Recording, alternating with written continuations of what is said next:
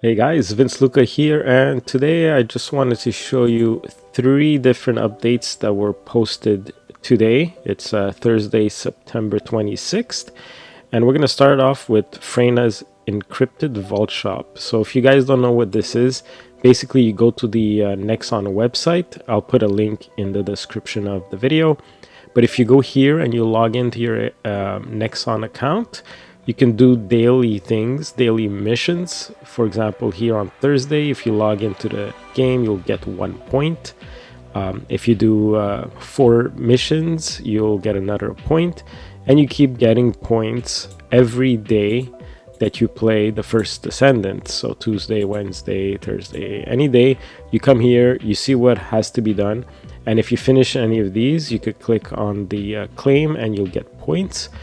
And what you do with these points is if you come down here, you can spend them on things for, like, example, a crystallization catalyst. You could exchange 40 points to get one of these, and you could do it like 3 times. So that's pretty cool. You can get some weapon materials as well. So that's pretty cool. I'm not sure, just as weapon nanotube. Not really sure which weapon. Okay, so here we go. So you can exchange it for any of these weapons. That's pretty cool. So if you're having a hard time finding a certain material, you could just come here and spend some points on that. You can also exchange them for boosts or gold or Cooper shard. Not sure how to say this word, but pretty sure a lot of people have a hard time saying it. Cooper, whatever. And you could also exchange them for point breakers. So that's pretty cool. Did I say point breaker? I don't even know what that is. Anyways, you could exchange it for precision codes breakers. Yeah, so that's really cool. I didn't know about this. Hopefully it helps you. It starts today, September 26th. So hopefully you're watching this video right now, and you can start right away starting to collect your points on Thursday and get all of these points and start exchanging them for cooler things. Next up, we have these hotfixes. So this is basically patch notes, and I'm going to put them in the description of the video. So basically they did a few different quality of life changes and things like that, which is really cool. So the invasions, now you can also go into public. They were private solo mode, but now you can go into public, so that's pretty cool. The more players, the more monsters, so keep that in mind. You're gonna have a lot more monsters spawning if you are more players.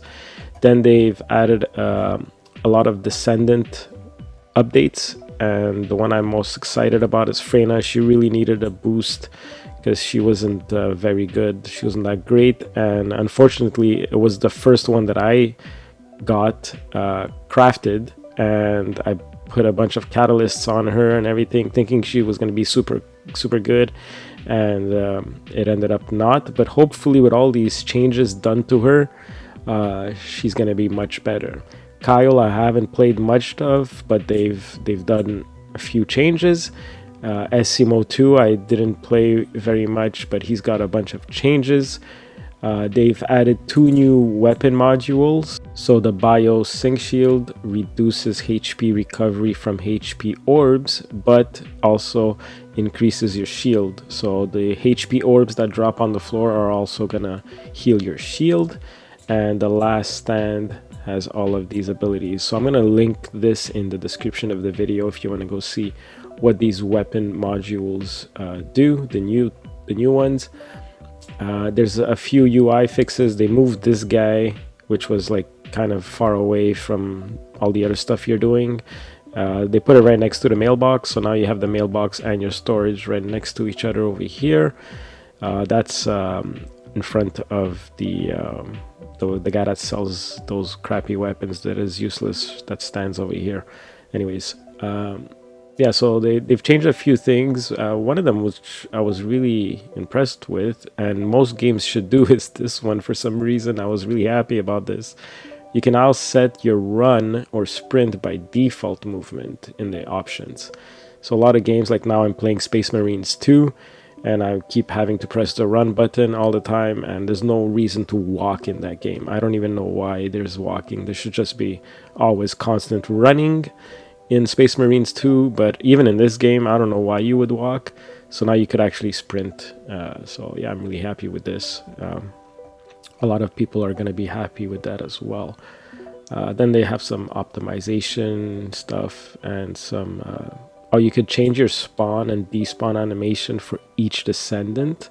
So now instead of being account bound every time you spawn in and out, you can choose which animation you'll do for each of the Descendants. So that's pretty cool. That's new.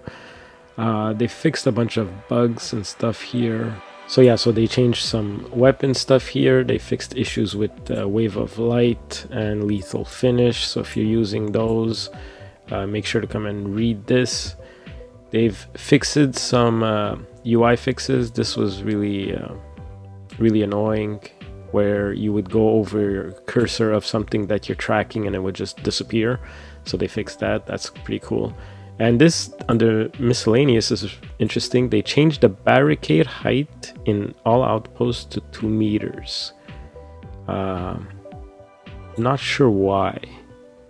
Is it so that they don't see you when you're hiding behind the barricade? Or is it because when Sharon was running in, the enemies would still see the other players waiting outside because the barricade wasn't high enough? I have no idea, but there you go. There you have it. Walls are higher at outposts. So yeah, I'm gonna leave the description. Come and check out the different changes they did to the 3 Descendants here, Freyna, Kyle, and Asimo. If you do use them, come and read this. There's a lot of changes, and let's go take a look at the other dev notes, which is pretty interesting as well. So they talk a lot about Freyna and what her changes are and why she's going through these changes, and it's pretty cool because they added the lore of her and why she's doing that. So like they don't just buff and change a character, which is interesting. They buff and change her and then tell you why or what happened in the story. So that's pretty cool. So you could like read all of that. Then there's new modules, Toxic Mixture and Venom Injection, which is going to come for Freyna, and this is not yet. This is going to be October 10th. So on October 10th, we're going to get these new modules, Toxic and Venom. So if you do play Freyna, come and check these 2 out. These are 2 new modules that are going to maybe change your build and make it more fun to play her. Haley's also getting something. I didn't unlock her yet, but if you do play Haley, come and check out these notes. She's got super cool Cupid rounds and cryogenic cluster shot. So these are going to be 2 new modules for Haley.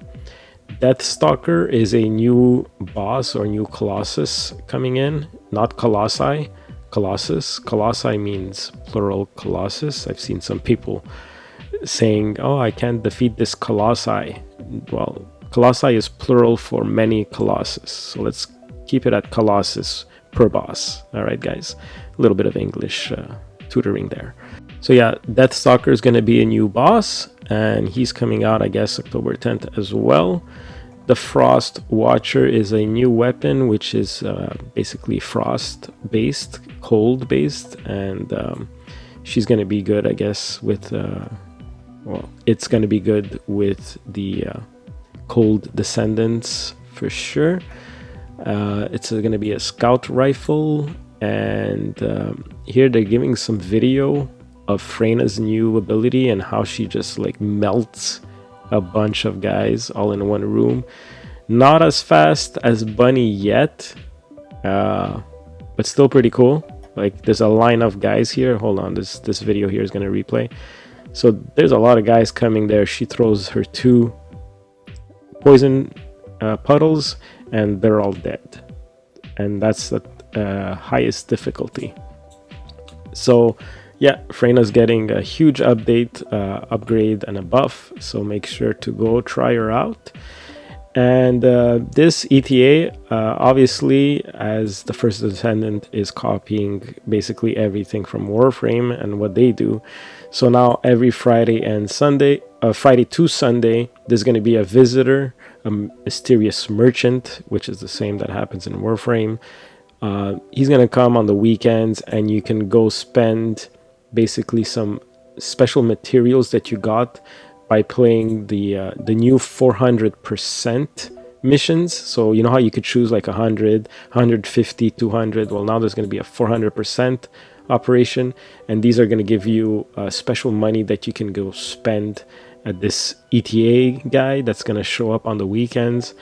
And what's also cool is that if you have a lot of blueprints or materials for blueprints that you already own or you don't need anymore, I think they're going to integrate a way for you to sell those extra materials or things that you got to this guy for his type of credit, and then you could buy things like cosmetics and weapon blueprints and stuff like that. So Halloween is coming to Albion, so they said there's going to be like a Halloween atmosphere in Albion. That's pretty cool, so I can't wait to see that. This might be also again October 10th, so October 10th is going to be a huge day. Make sure to subscribe if you want to see what the changes are. I'm gonna probably do a video on that day.